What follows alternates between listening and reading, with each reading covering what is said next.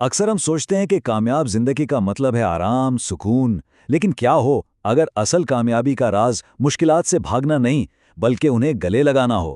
آج ہم ایک ایسے فلسفے کا جائزہ لے رہے ہیں جو کامیابی کے بارے میں ہماری پوری سوچ کو بدل کر رکھ دے گا۔ تو اس فلسفے کی بنیاد کیا ہے؟ دیکھیں، اس کی ساری عمارت قرآن کے ایک بہت ہی گہرے بیان پر کھڑی ہے کہ بے شک ہم نے انسان کو مشقت میں پیدا کیا ہے۔ مطلب صاف ہے، انسان کو آرام کے لیے نہیں بلکہ جدوجہد اور چیلنج کے لیے بنایا گیا ہے۔ یہی وہ بنیادی نقطہ ہے جسے سمجھنا ضروری ہے۔ اچھا، تو یہ بات اتنی عام نہیں ہے۔ اس حقیقت کو سامنے لانے سے پہلے 3 بہت بڑی قسمیں کھائی جاتی ہیں۔ کیوں؟ تاکہ پوری توجہ اس طرف ہو جائے۔ چلیے دیکھتے ہیں کہ وہ قسمیں کیا ہیں۔ اور یہ جو 3 قسمیں ہیں نا، یہ اس خیال کو بالکل پکا کر دیتی ہیں کہ مشقت کوئی لعنت یا بدقسمتی نہیں ہے، نہیں، بلکہ یہ تو ہمارے وجود کا، ہماری زندگی کا ایک لازمی حصہ ہے۔ تو یہ قسمیں ہیں کس چیز کی؟ ایک مقدس شہر کی، ایک آزمائے ہوئے باپ یعنی حضرت ابراہیم کی، اور پھر انہی کے اولاد یعنی حضرت محمد صلی اللہ علیہ وسلم کی۔ اور ان تینوں میں ایک چیز مشترک ہے، آزمائش اور اس پر ثابت قدم رہنے کی ایک عظیم داستان۔ سب سے پہلے قسم ہے شہر کی، مکہ کی، ایک ایسی جگہ جس کی عظمت اور تقدس وہاں کے پہلے ایمان لانے والوں کی زبردست جدوجہد سے جڑا ہوا ہے۔ یہ اس بات کی یاد دہانی ہے کہ بڑی چیزیں، عظیم منزلیں ہمیشہ مشکلات کی بھٹی سے گزر کر ہی بنتی ہیں۔ پھر دوسری قسم ہے اسباب کی، یعنی حضرت ابراہیم علیہ السلام کی۔ ان کی زندگی تو دیکھیں، امتحانوں کا ایک مسلسل سلسلہ تھا۔ آگ کا سامنا کیا، اپنے بیوی بچوں کو ایک بیابان صحرا میں چھوڑا، اور تو اور اپنے ہی بیٹے کو قربان کرنے کے لیے تیار ہو گئے۔ ہر قدم پر ایک نئی آزمائش۔ اور پھر آتی ہے تیسری قسم، ان کی اولاد کی، یعنی ہمارے نبی حضرت محمد صلی اللہ علیہ وآلہ وسلم کی۔ انہوں نے جو مشکلات برداشت کیں، ان کا تو تصور بھی مشکل ہے۔ طائف کا وہ واقعہ ہی دیکھ لیں، جب ان پر پتھر برسائے گئے۔ تو جب اتنی بڑی اور طاقتور مثالیں سامنے آتی ہیں نا، تو ذہن میں ایک سوال ضرور اٹھتا ہے۔ سوال یہ ہے کہ اگر اللہ کے سب سے محبوب لوگوں کو ایسی آزمائشوں سے گزرنا پڑا تو ہماری زندگیاں اس سے مختلف کیسے ہو سکتی ہیں؟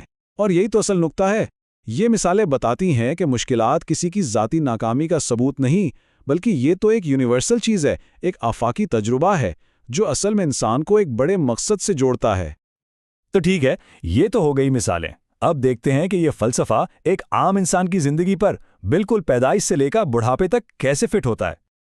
اس نظریے کے مطابق زندگی کا ہر مرحلہ، ہر دور اپنے ساتھ ایک خاص قسم کی کبد یا مشقت لے کر آتا ہے۔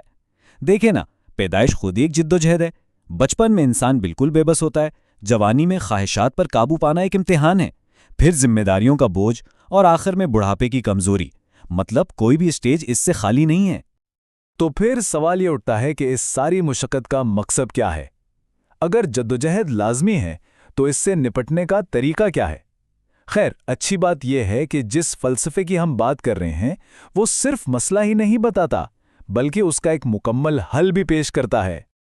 اور وہ حل ہے ایک 7 نکاتی راستہ، ایک ایسا فریم ورک جو اس جدوجہد کو کامیابی میں بدل دیتا ہے۔ یہ اصل میں مضبوطی اور کردار بنانے کے لیے ایک پریکٹیکل گائیڈ ہے۔ تو یہ ہیں وہ 7 اصول جو ایک کامیاب زندگی کی بنیاد ہیں۔ پہلا، قرآن سے اپنا رشتہ جوڑنا۔ دوسرا، نبی صلی اللہ علیہ وسلم کی زندگی کو اپنے لیے نمونہ بنانا۔ پھر عقل حلال یعنی حلال رزق کا اہتمام، گناہوں سے بچنا، دوسروں کے حقوق ادا کرنا، مسلسل توبہ اور اپنی اصلاح کرنا، اور آخر میں اپنے اخلاق کو خوبصورت بنانا۔ یہ ایک ایسی زندگی کا بلو پرنٹ ہے جو مشکل سے بھاگتی نہیں بلکہ اسے ماسٹر کرتی ہے۔ ان میں سے ایک نقطے پر ذرا غور کرتے ہیں، عقل حلال۔ اس پر بہت زور دیا گیا ہے۔ ایک بہت اثر انگیز کہانی سنائی جاتی ہے، ایک مسافر کی جو پریشان حال دعا کر رہا تھا، لیکن اس کی دعائیں قبول نہیں ہو رہی تھیں۔ وجہ صرف اتنی سی کہ اس کا کھانا، پینا اور پہننا سب حرام مال سے تھا۔ اس سے اندازہ لگایا جا سکتا ہے کہ یہ کتنا اہم نقطہ ہے۔ تو ساری بحث کا خلاصہ کیا ہے؟ یہی کہ یہ فلسفہ کامیابی کی پوری تعریف ہی بدل دیتا ہے۔ کامیابی آسان زندگی کا نام نہیں بلکہ مشکلات کا مقابلہ کرنے کا نام ہے۔ مطلب مقصد آرام ڈھونڈنا نہیں بلکہ مقصد کے ساتھ بے آرانی کا سامنا کرنے کی ہمت اور طاقت پیدا کرنا ہے۔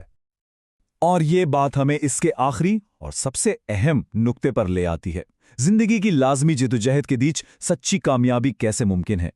شاید اس طرح کہ ہم یہ سمجھ لیں کہ مشقت کامیابی کے راستے میں رکاوٹ نہیں ہے، ہو سکتا ہے یہی وہ راستہ ہو جس پر چل کر کامیابی ملتی ہے، ایک ایسا خیال جو یقیناً سوچنے پر مجبور کر دیتا ہے۔